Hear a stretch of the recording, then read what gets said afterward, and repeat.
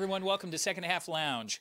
We talked recently with New York Times bestselling author Curt Coffman, and in Curt's 30-plus years with Gallup and in his own practice, he had the opportunity to observe thousands of people with companies all over the globe and dig into what makes them tick, what makes them fulfilled and happy.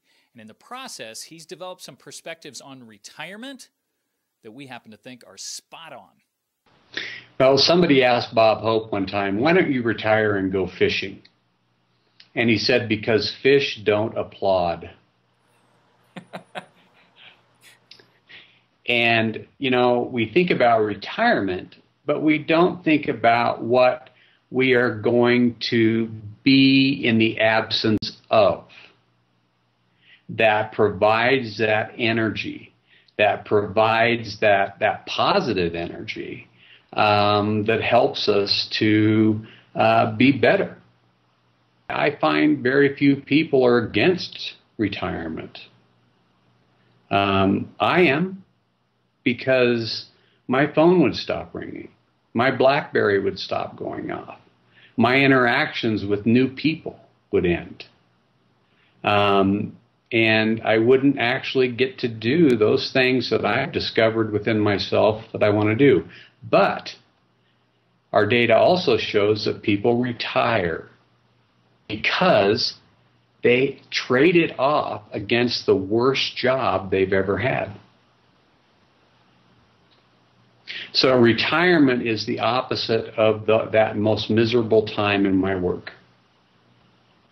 And I see health come from when retirement stops being a destination and starts being a segue. And I think that also goes on right now in people who have lost their jobs, have been, part of reduction in force.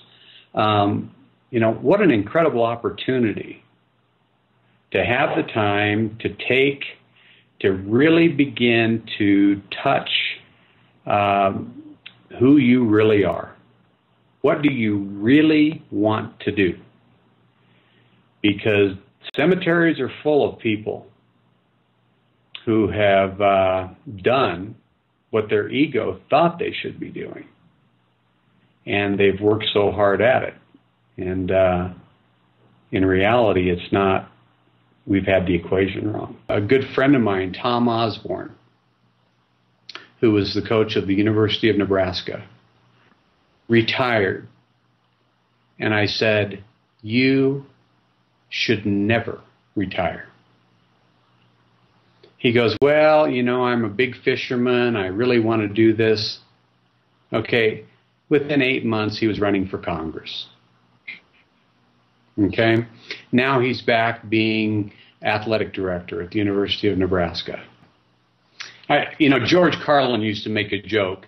Wouldn't it be fun if we could actually go backwards in our career? We get a gold watch and then we go to work.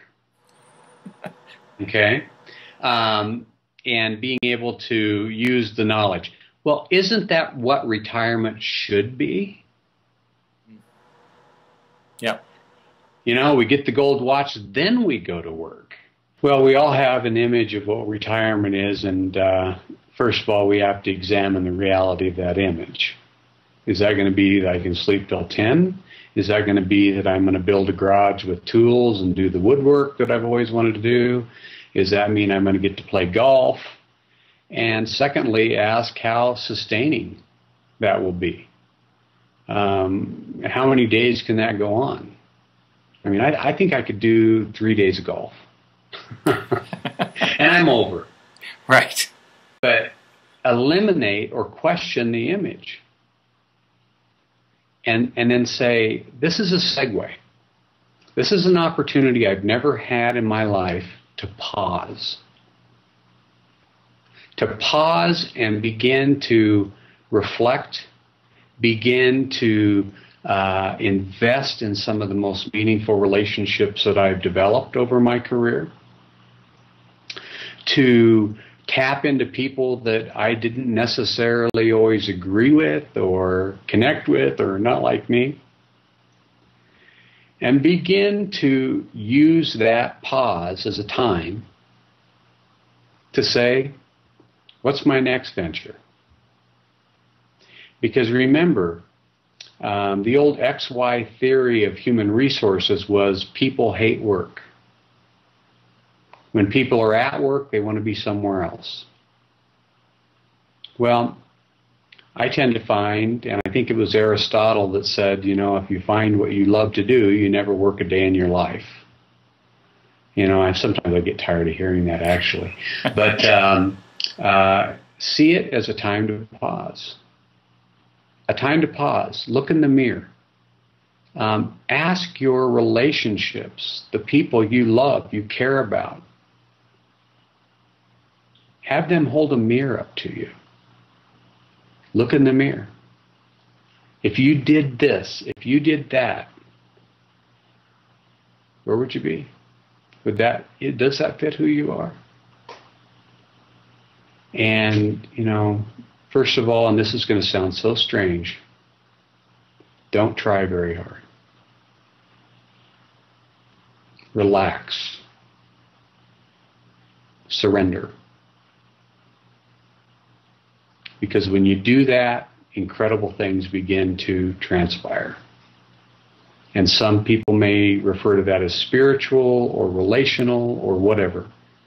But stop trying so hard.